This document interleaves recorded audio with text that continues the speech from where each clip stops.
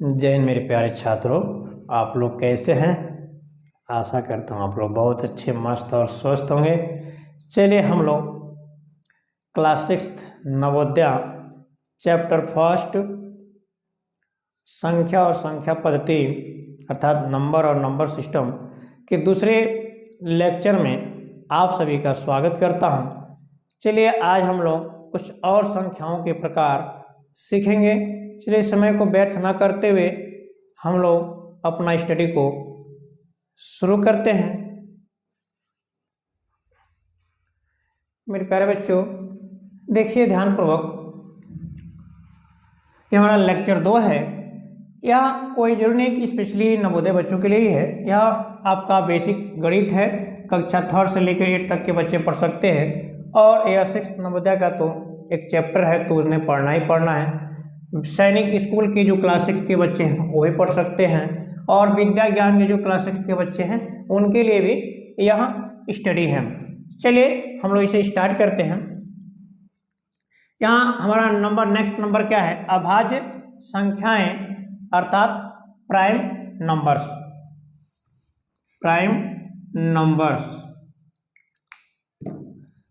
Next संख्या है क्या बाबू? अभाज्य संख्याएं प्राइम नंबर्स वे संख्याएं जिनकी गुणनखंडों की संख्या केवल 2 होती है, अभाज्य संख्याएं कहलाती है। इसे हम ऋण संख्याएं भी कहते हैं। ये संख्याएं केवल एक और स्वयं से विभाजित होती हैं, जैसे 2, 3, 5, 7, 11, 13, 17, 19 इत्यादि। तो इसी प्रकार से अनेकों संख्याएं होती हैं जो अभाज्य संख्याएं कहलाती हैं। इनकी संख्या अनंत है, तो जिसको हम काउंट नहीं कर सकते उसे ही अनंत बोल लेते हैं। चलिए इसमें हमको थोड़ा सा समझना होगा। देखिए बाबू, यहाँ पर 2 है तो 2 को हम चेक करते हैं, तो 2 के कितने हमारे गुणनखंड होंगे? तो 1 और खुद 2 होगा। 5 किया तो 5 का खुद 5, सॉरी 1 और 5 होगा।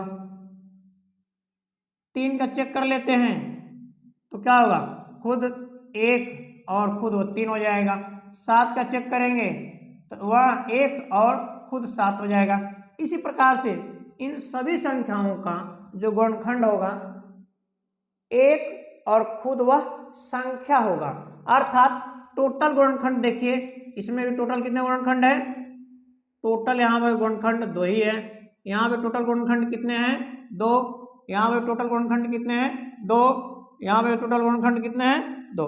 अर्थात गुणनखंडों की जो संख्या होती है 2 ही होंगी, केवल 2। या तो 2 से कम भी नहीं होगा, 2 से अधिक भी नहीं होगा। देखिए 1 2 1 2 1 2 1 2, अर्थात टोटल 2 ही गुणनखंड हैं। चलिए आप लोग को बहुत मजे से समझ में आ गया होगा। अगला हम नंबर देखते हैं, जुड़वा अभाज्य संख्याएं। अभाज्य संख्याएं का एक युग्म होता है जुड़वा अभाज्य संख्याएं। ये क्या होता है? इसको अंग्रेजी में बोलते हैं ट्विन प्राइम नंबर्स। अभाज्य संख्याओं की ऐसा युग्म जिनका अंतर 2 हो, जुड़वा अभाज्य संख्याएं कहलाती हैं। इसे यमज संख्याएं भी कहते हैं। यह एक इंपॉर्टेंट पॉइंट है। दोनों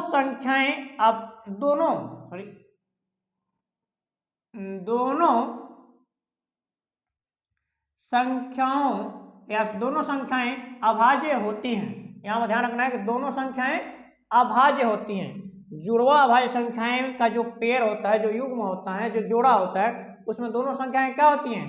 अभाज्य संख्याएं होती है। जैसे 3, 5। देखो 3 और 5 दोनों अभाज्य संख्या के ग्रुप में भी है, 3 और 5। और यह जुड़वा अभाज्य संख्याएं भी हैं, क्योंकि इन दोनों का बीच का जो अंतर होगा वो कितना होगा? 2 होगा। फिर 5 और 7, इन दोनों के बीच का जो अंतर है, देखिए 7 में से 5 गया तो 5 में से 3 गया 2। देखिए 13 में से 11 गया 2, 19 में से 17 गया 2, और 31 में से 29 गया 2, और यहाँ देखिए 43 में से 41 गया 2। इसका यहाँ पर देखिए 61 में से 59 गया 2, इसी प्रकार से 73 में से 71 गया, आपका हो जाएगा 2। अर्थात इसमें जो अंतर है, इनमें प्रत्येक का जो अंतर है, तो दोनों संख्याओं का जो अंतर है 2 होगा। मतलब इन प्रत्येक युग्म का जो अंतर होना चाहिए वह 2 होना चाहिए। यह हमारा परिभाषा भी कहता है, मतलब अभाज्य संख्याओं का युग्म जिनका अंतर 2 हो, इन दोनों का अंतर 2 होनी चाहिए। आशा करता हूं आप लोग समझ गए होंगे। अब कोई पूछे कि जुड़वा अभाज्य संख्याएं कितनी होती हैं, तो इनका भी संख्या अनंत होती है, अर्थात इन्हें भी हम काउंट नहीं कर सकते हैं। जितनी हम संख्या आगे बढ़ेंगे उतना ही इनकी भी संख्या बढ़ता जाएगा। अब अगला हमारा संख्या है भाज्य संख्याएं या विभाज्य संख्याएं। इसको हम भाज्य संख्या भी बोलते हैं या विभाज्य संख्या भी बोलते हैं, कंपोजिट नंबर्स। तो वे संख्याएं जिनकी गुणनखंडों की संख्या 2 से अधिक होती हैं भाज्य संख्याएं कहलाती हैं। यह एक और स्वयं के सिवाय अन्य संख्याओं से भी विभाजित होती है। यह भी इंपॉर्टेंट पॉइंट है, मतलब एक और खुद से तो विभाजित होगा ही होगा, उसके बाद और भी संख्या से भी यह विभाजित हो सकता है। जैसे 4, 6, 8, 10, 12, 14, 15, 16, 18, 20, इसी प्रकार से अनंत, मतलब अनेकों अभाज्य संख्याएं हो सकती हैं जिनका काउंट हम नहीं कर सकते। इसलिए बोल सकते हैं कि मतलब कितने अभाज्य संख्याएं होती हैं, हम बोल सकते हैं अनंत अभाज्य संख्याएं होती हैं। कंडीशन डाल दिया जाएगा, फिर उसको काउंट करके बताना होगा। अब यहां चेक कर लीजिए, जो 4 है तो 4 का जो अभाज्य इनका गुणनखंड है कितना होगा, 4 का गुणनखंड, तो 4 का गुणनखंड हो जाएगा 1, आपका 2, 4। फिर 6 का गुणनखंड क्या हो जाएगा, तो 6 का गुणनखंड हो जाएगा 1, 2, 3, आपका हो जाएगा खुद 6। फिर इसी प्रकार से 8 का हो जाएगा 1, 2, 4, 8। इसी प्रकार से हम 10 का गुणनखंड चेक करेंगे तो 1, 2, 5 और खुद 10 हो जाएगा। इसी प्रकार से प्रत्येक का गुणनखंड हम पता कर सकते हैं।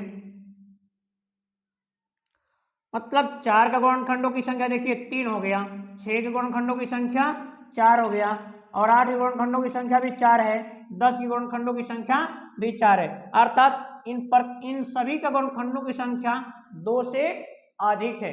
ये देखिए खुद से भी विभाजित हो रहे हैं और 1 से भी, और उसके सिवा 2 से भी हो रहा है। यह खुद 1 से भी और खुद से भी, उसके सिवाय 2 और 3 से विभाजित हो रहा है। अर्थात इस प्रकार से हम समझ पा रहे हैं कि जो भाज्य संख्याएं होती हैं उनमें गुणनखंडों की संख्या 2 से अधिक होती है, और वह 1 और खुद के सिवाय अन्य भी संख्याओं से विभाजित होती है। आप लोग बहुत अच्छे से इसे समझ गए होंगे। चलिए मजे से समझते रहिए, कहीं दिक्कत हो तो जरूर बताइएगा। सह अभाज्य संख्याएं क्या होती है, तो को प्राइम नंबर्स। तो दो संख्याओं का ऐसा युग्म, ध्यान दीजिएगा यहां और यहां पर क्या अंतर है, यहां पर अभाज्य संख्याएं था, यहां पर है दो संख्याओं, मतलब किस प्रकार का संख्या, यहां पर कंडीशन नहीं डाला गया है। दो संख्याओं का ऐसा युग्म जिनका मसा अर्थात HCF एक होता है, सअभाज्य संख्याएं कहलाती हैं। देखिए इसको और क्या है, दो संख्याओं का अभाज्य होना, दोनों संख्याओं, दो नहीं दोनों संख्याओं का अभाज्य होना जरूरी नहीं है। वहां पर दोनों संख्याएं अभाज्य थी, यहां पर दोनों संख्याओं का अभाज्य होना जरूरी नहीं है। दोनों अभाज्य भी हो सकता है और एक भाज्य और एक अभाज्य भी हो सकता है, इस पे आपको ध्यान रखना है। लेकिन कंडीशन ध्यान रखना है कि दोनों का मौसा एक होने चाहिए, मतलब दोनों का HCF एक होना चाहिए। जैसे 2 3, देखिए यहाँ पर दोनों अभाज्य हैं, फिर भी इनका मौसा एक होगा। यहाँ पर एक भाज्य एक अभाज्य है, तो इनका भी मौसा एक होगा। यहाँ पर एक भाज्य एक अभाज्य है, इनका भी मौसा एक होगा। तो हम चाहे वो दोनों अभाज्य हो या दोनों एक भाज्य और एक अभाज्य हो, तो उनका मौसा हमको चेक करना है, एक आने चाहिए, तभी वो पेयर क्या कहलाएगा, सअभाज्य संख्या कहलाएगा, अन्यथा वो सअभाज्य संख्या नहीं कहलाएगा। और सअभाज्य संख्याओं की संख्या भी अनंत है, जो हम काउंट नहीं कर सकते, जितना संख्या हम आगे बढ़ेंगे उतना ही पेयर इसका बढ़ता जाएगा। और यह भी अभाज्य, जो सअभाज्य संख्या है इनकी भी संख्या अनंत है। चलिए, आशा करता हूं कि आप लोग पूरे अच्छे तरीके से समझ गए होंगे। यदि कहीं भी दिक्कत हो तो जरूर कमेंट बॉक्स में कमेंट कीजिएगा, जिसे मैं आपको उसका समाधान कर सकूं। आशा करता हूं कि आपको कहीं भी कोई दिक्कत नहीं होनी चाहिए। समझ में आ रहा है ना? चलिए, तो आप लोग इसे जरा नोट कर लीजिए या स्क्रीनशॉट ले लीजिए। यहाँ पर 2 का प्राइम फैक्टर 1 गुणे 2 और 3 का प्राइम फैक्टर 1 गुणे 3, इसलिए इनका मौसा अर्थात HCF इज इक्वल टू 1 होगा, क्योंकि यहाँ पर कॉमन क्या है हमारा 1 है, तो यहाँ पर हो जाएगा 1। इसी प्रकार से इस युग्म के लिए 4 का प्राइम फैक्टर 1 गुणे 2 गुणे 2 और 5 का प्राइम फैक्टर 1 गुणे 5, तो कॉमन फैक्टर क्या है 1 है, तो यहाँ हो जाएगा मौसा अर्थात HCF बराबर यहाँ हो जाएगा 1। इसी प्रकार से इसका चेक कर लेते हैं, इस पेयर का, तो 12 इक्वल टू 1 मल्टीप्लाई 2 मल्टीप्लाई 3, फिर हो जाएगा 2 मल्टीप्लाई 3, फिर 13 का 1 मल्टीप्लाई 13, तो कॉमन हमारा जो फैक्टर है एक ही है, तो यहाँ पे हो जाएगा मौसा इज इक्वल टू या HCF मौसा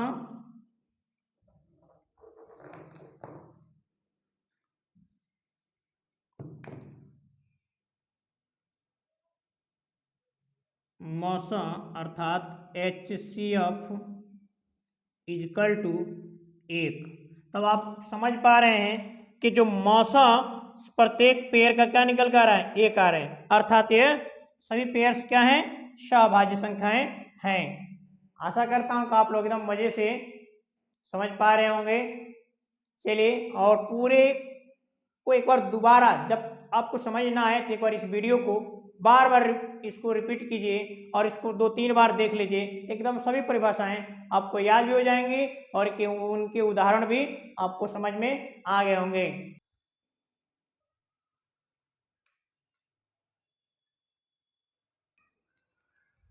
हेलो बच्चों, आप नेक्स्ट संख्या हमारा है परिमेय संख्याएं। तो परिमेय संख्या क्या होता है, संख्याएं जिन्हें P/Q के रूप में लिखा जा सकता है, जहां P और Q पूर्णांक हो तथा Q नॉट इक्वल टू 0 हो, परिमेय संख्याएं कहलाती हैं। सभी पूर्णांक परिमेय संख्याएं होती हैं। इसे Q से निरूपित करते हैं, इसे कैपिटल Q से निरूपित करते हैं। जैसे 0/1 प्लस 0/1 माइनस 2/1 माइनस π/1 माइनस 3/5 7/-8 इत्यादि परिमेय संख्याएं भी अनंत होती हैं, मतलब बहुत ही होती हैं जिसे हम काउंट नहीं कर सकते। अब देखिए, इसमें मेन पॉइंट आपको ध्यान रखना है कि सभी पूर्णांक जो होते हैं परिमेय संख्याएं होते हैं, अर्थात 0, पॉजिटिव नंबर और निगेटिव नंबर सभी हमारा क्या होते हैं, परिमेय संख्याएं होते हैं। अपरिमेय संख्याएं क्या होती हैं, इरेशनल नंबर क्या होता है, अर्थात यहाँ देखिए वे संख्याएं जिन्हें P/Q के रूप में नहीं लिखा जा सकता है अपरिमेय संख्याएं कहलाती हैं। अब मोस्ट पॉइंट यहाँ पर ध्यान रखिए करणी के भीतर रखी सभी अभाज्य संख्याएं अपरिमेय संख्याएं होती हैं। इसे क्यू डैश से निरूपित करते हैं। जैसे रूट में 2, रूट में 3, रूट में 5, रूट में 6 अर्थात करणी बोलते हैं, रूट को ही करणी बोलते हैं। करणी में 2, करणी में 3, करणी में 5, करणी में 6, करणी में 7, करणी में 8, करणी में 10, पाई कमा 0.01011011110 डॉट डॉट, दूसरा यहाँ पर 0.10100100001 और 40। इसी प्रकार से अपरिमेय संख्याएं भी अनंत होते हैं अर्थात इनकी भी संख्या हम काउंट नहीं कर सकते हैं। चलिए अब नोट हम समझ लेते हैं। पाई अपरिमेय संख्या है लेकिन 22/7 परिमेय संख्या है, जबकि इसी का यह मान है। तो यहाँ पर रीजन क्या है, चूंकि या क्योंकि 22/7 पाई का लगभग मान है। जो 22/7 है पाई का एक्यूरेट मान, करेक्ट मान या रियल मान नहीं है, उसका लगभग मान है। लगभग मान है, वास्तविक मान नहीं है, मतलब वास्तविक नहीं है, उसका लगभग मान है। अब वास्तविक संख्याएं क्या होती हैं, तो वास्तविक संख्या अर्थात रियल नंबर सभी परिमेय और अपरिमेय संख्याओं के संग्रह को वास्तविक संख्याएं कहते हैं।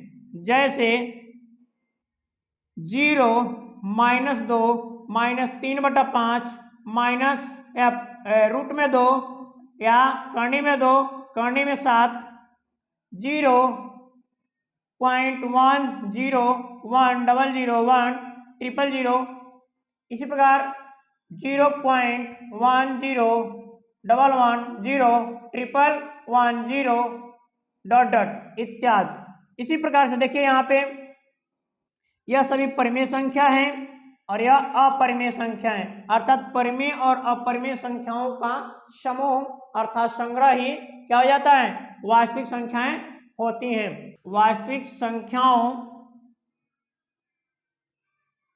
के संग्रह को R से निरूपित करते हैं।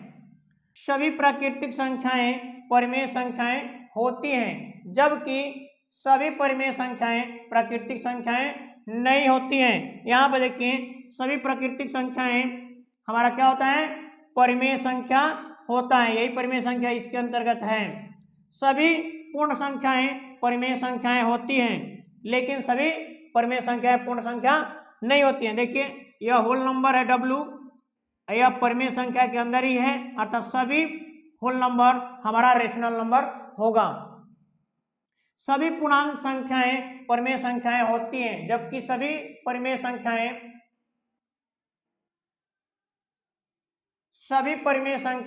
पूर्णांक संख्याएं नहीं होती हैं। तो देखिए ये जेड हो जिसको हम पूर्णांक के रूप में निरूपित करते हैं, पूर्णांक को हम जेड से निरूपित करते हैं। तो देखिए जो जेड है वह भी हमारा परिमेय संख्या के अंतर्गत है, अर्थात सभी पूर्णांक परिमेय संख्याएं होंगे, लेकिन सभी परिमेय संख्या पूर्णांक नहीं होंगे।